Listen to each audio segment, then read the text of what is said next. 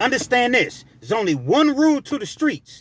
Absolutely no telling. Oh, you thought you was just going to tell and everything was going to be all sweet? You thought they was just going to protect you? This is what happens to you in prison when you don't keep your mouth shut. Them detectives ain't going to be there to save you from them lions, tigers, and birds.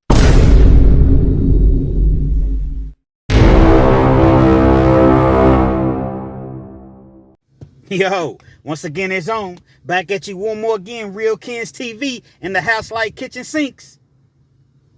Oftentimes, you all hear me say, never ever trust the police.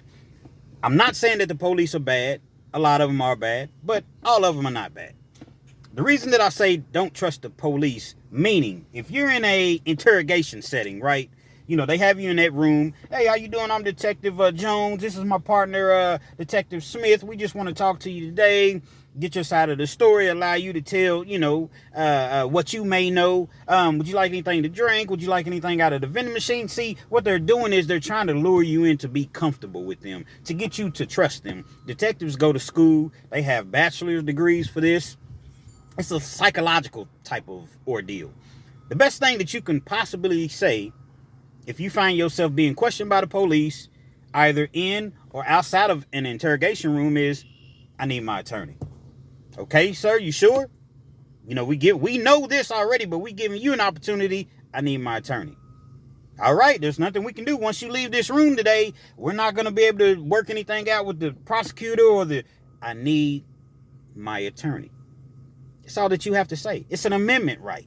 It's not something that I'm trying to put out there in the air that's negative. Prime example. Story of Tez. We're going to call him Tez. Tez was an individual. He was living that life. He was out in the streets. You know, as so many young people are doing these days. Not all young people. Heck, you got some older people that's out there in them streets. But Tez was a young guy.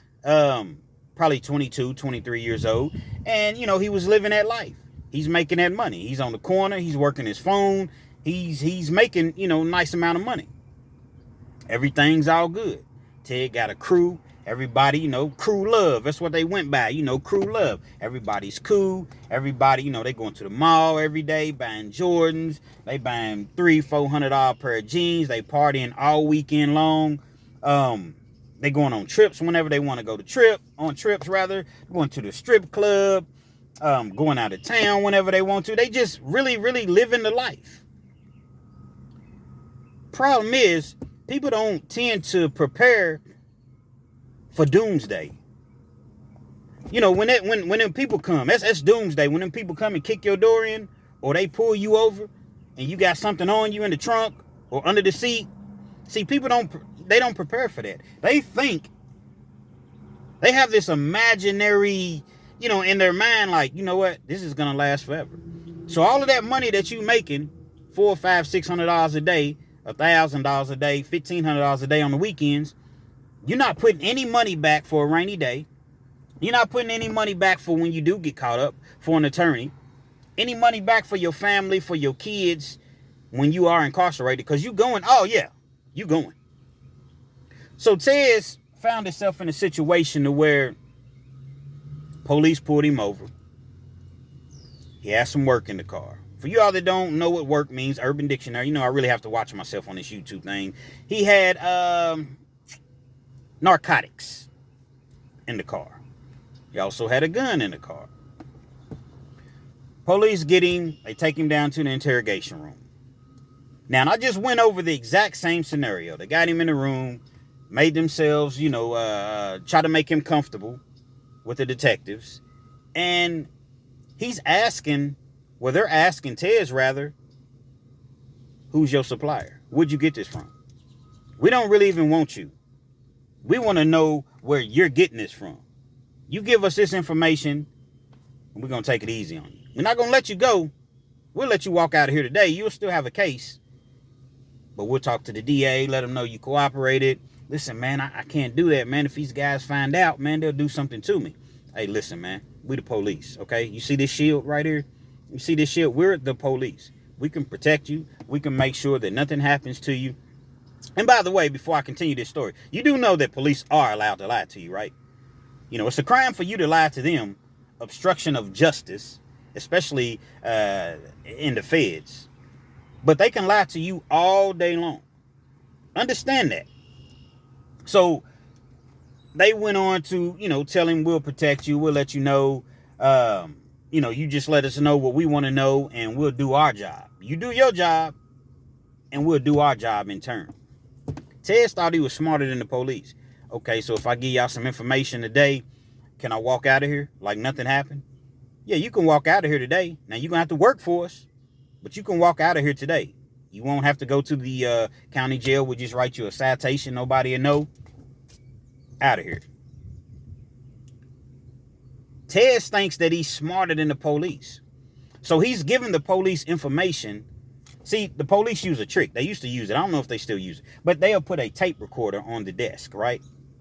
Now, the whole room is bugged. But if you're not smart, it doesn't take a genius to figure that out. But Tez thought that he was so smart that he was kind of, I don't necessarily want to use the word dumb, but he didn't make the best of decisions that particular day. Because he's focused on the tape recorder on the desk. The police never hit record. They said, now listen, man, give us a statement or whatever. We're not even going to record. We're just going to go by what you tell us, and we're not going to hit record on this tape recorder. So Tez in his mind was thinking, okay, I can tell the police this, but there's no proof that I ever said this. Nobody will ever hear any tapes on me. Why? Because the detective said he's not going to push record. I'm sitting here looking at the tape recorder. Tez goes on to tell the people, where he's getting his narcotics from, who's supplying him. Now, the police say, okay, well, we're going to need you to set this person up. Tez agrees to do it. At the same time, in Tez's mind, he's thinking, I'm not really going to do it. I'm just doing whatever I have to do and saying whatever I have to say to get out of here today. But once I get out of here, I'm gone. I'm never coming back. You see what I'm saying? I'm gone. They just going to have to catch me. But I know if you all arrest me today and actually book me and charge me, my bond's going to be $25,000, $50,000. I'm not going to be able to make that bond. See, in Kentucky, your bonds are what they are. In other states, let's say you have a $25,000 bond. Well, it's automatically at 10%, which will be $2,500. $50,000 will be automatically at $5,000. Not in Kentucky. You have to fight to get that 10% bond. So you have to have a credible attorney that's going to come in there and speak highly of you. You might sit in jail for about a week and a half before you get your bond reduced. And that's if he can get your bond reduced. Commonwealth state. Totally different from a regular state. So he's thinking, man, I don't have $25,000, $50,000 to, make bond or whatever. So I'll go on and get out of here, stack my money up, go on the run, and then they just catch me when they catch me. By that time, I have attorney money. I have, money put up or whatever. So when I do go in and do my little time or whatever, I'll be straight. Problem is, Tez didn't understand that the whole room is already bugged. So the information that you're giving them, because they didn't hit record, that little red button on the tape recorder, guess what? The rooms, they have already recorded every single thing that you have said. He cooperates with the police, gets out, goes on the run. Guess what? He ends up catching another case. Catches another case. They get him. Now when they get him, there's no trust. See, we can't work with you now. You see what I'm saying? We can't work with you because, you're not reliable.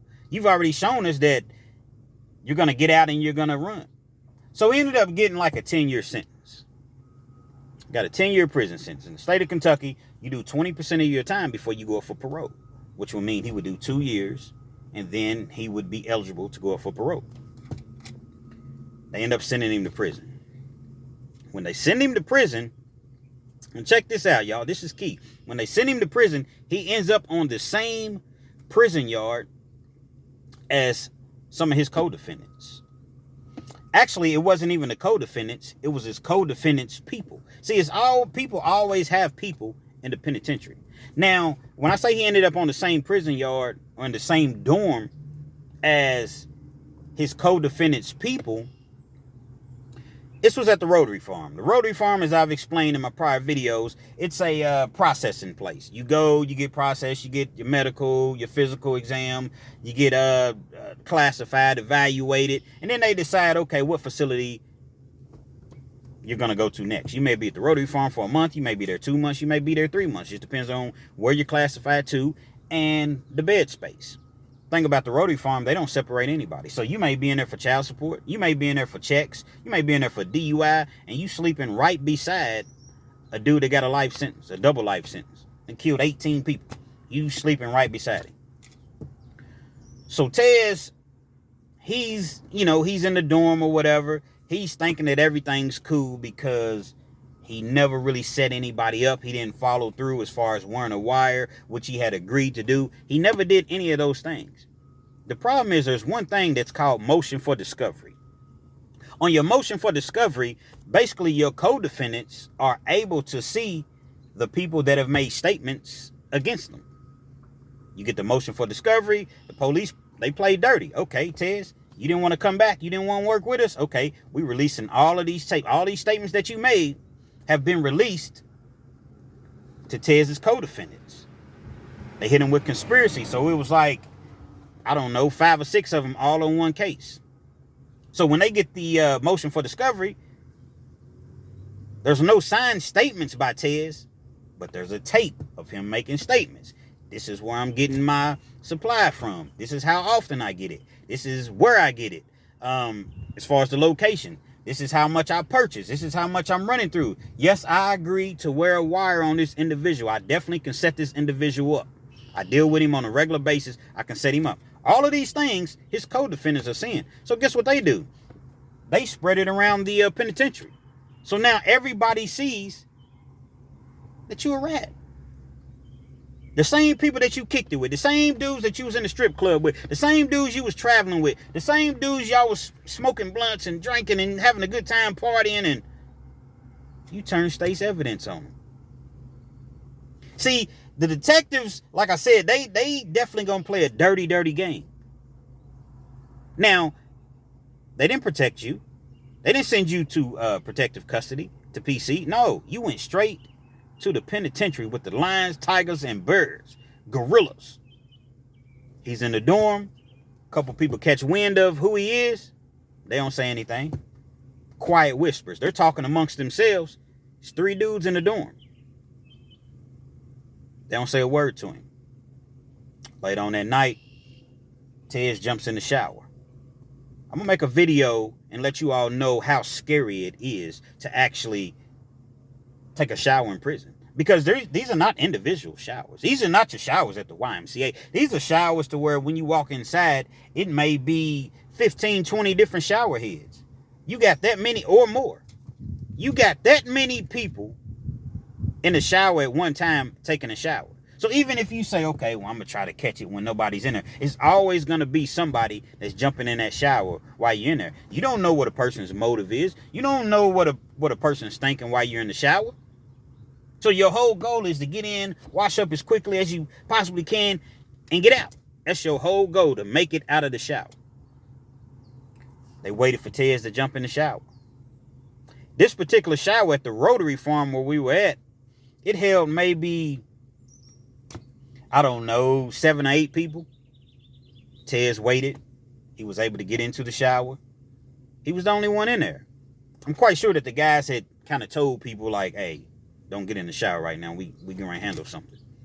Because it was very odd to be in the shower by yourself at the Rotary Farm. There's 100 people in the unit with you. 100 people in the dorm with you. You see what I'm saying? So guys are going out for rec time. You get an hour of rec a day. You coming in. You've been sweating, playing basketball, working out or whatever. You want to take a shower or just doing push-ups inside the dorm. It's all types of different things you can do in the dorm. They wait for Tez to get in that shower. He's in the shower. They ride on him. Yeah, they ride for him. It was 3 of them. They go back there. They fully clothed. They got their boots on. They booted and suited. They catch Tez in that shower, coming out of the shower. They timed it perfectly. He's coming out of the shower, man. Mopped him. Beat the living breaks off of Tez.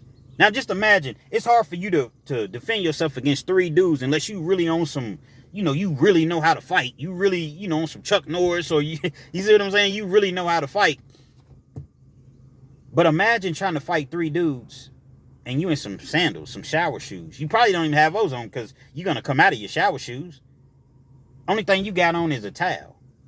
Man, them 3 dudes, man. One had a lock and a sock. That's a choice weapon in prison.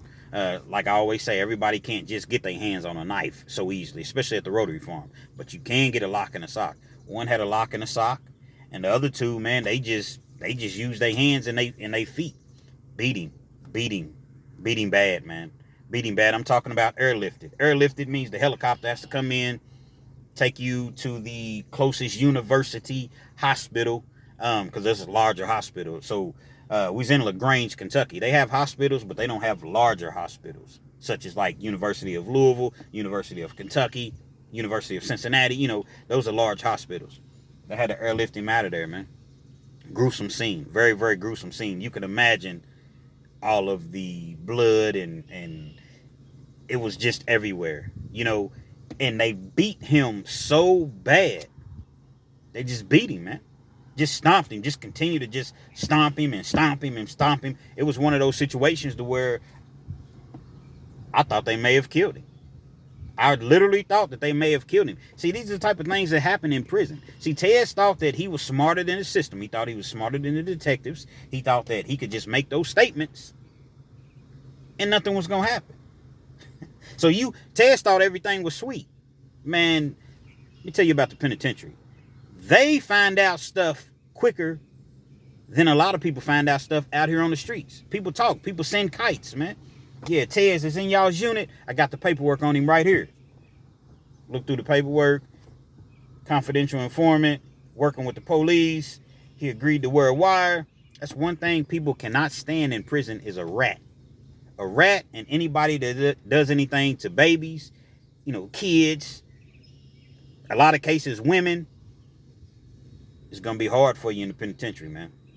And if you think that you out here living this life and you can switch it over when the time comes for you to pay your debt to society for the consequences and the choices that you made, you think that you're just going to get out of it and go to prison and you're just going to slide through? Nah, man, people do their homework on you, especially in the feds. Now, this was in the state, but in the feds, you got to hit the yard with your paperwork. And if you don't, they're going to give you so many days to produce your paperwork. If you don't, they're going to ride you up off that yard, man, because they don't trust you. Damn, dude can't get his paperwork. There must be something to it.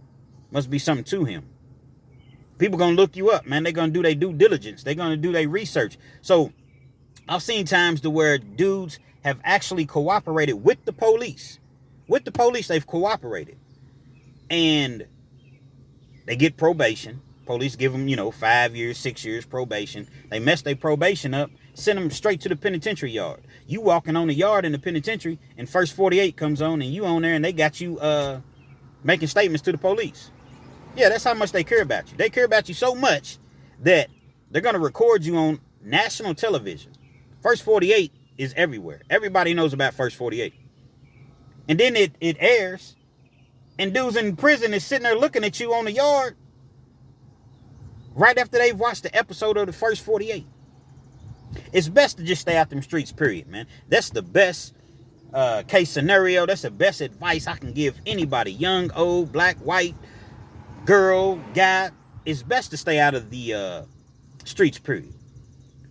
But if you just must be in the streets and you're just not going to listen, understand that your day is going to come. Understand that you will ultimately do some time. And understand that when the time does come, you got to take your lick. You got to take your lick. Police get you in that interrogation room. I need an attorney. Period. There's nothing else that needs to be said. I need an attorney. You take some of that money you was making. You hire you a good attorney. And you fight the case. You don't bring nobody else's name up. Because guess what? You the one that got caught. There is no, come on now, y'all, they got us. Everybody else is in the bushes. They hid. Police didn't even know, they don't even know they there. But they got you. Come on, y'all, they got us. Come on out, man.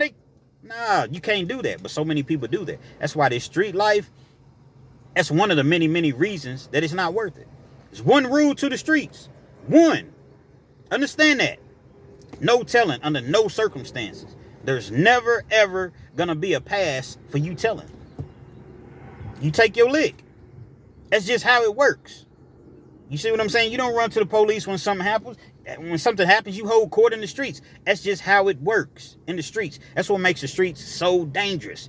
That's why I implore young people, especially young people, because they're easier to get to as far as, listening and taking your advice. I implore young people to just stay out of the streets. Yeah, it's fun. It's fast money. But all of that's just for a moment. You can lose your life in the streets just as well. A lot of people gonna hate on you in the streets. A lot of people don't like you in the streets. They don't want to see you advance and get larger than they are in them streets. So they're gonna hate on you. They're gonna try to have something done to you. They're gonna try to snitch on you.